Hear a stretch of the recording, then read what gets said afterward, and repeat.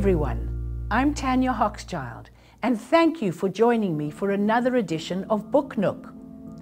Today we bring you a non-fiction read entitled Down from the Mountain, The Life and Death of a Grizzly Bear, written by award-winning writer, Montana rancher, and conservationist Bryce Andrews. The grizzly is one of North America's last large predators. Their range is diminished, but they're spreading into the west again, where once they were king. The challenge? Humans rule the roost now, and most are wary at best as grizzlies approach. In searing detail, the author tells us about one such grizzly named Millie.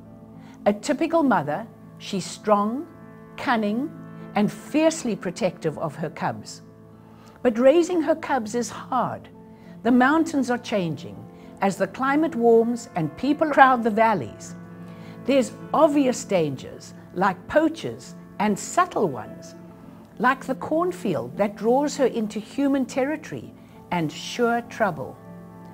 That trouble is where Bryce's story intersects with Millie's. He shares both in Down from the Mountain, showing how this singular drama is a piece of a much larger one in the West, an entangled, bloody collision between people protecting a life they've known for generations and the people fighting to preserve one of America's wildest landscapes. Andrews does a magnificent job describing the Montana environment, as well as his fears, hopes, and apprehensions with the conservationist work he has done, trying to balance the collision of man and wilderness.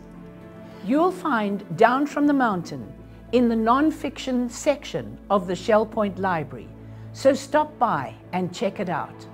I'm Tanya Hochschild. Join us again next week for another episode of Book Nook. Until then, happy reading.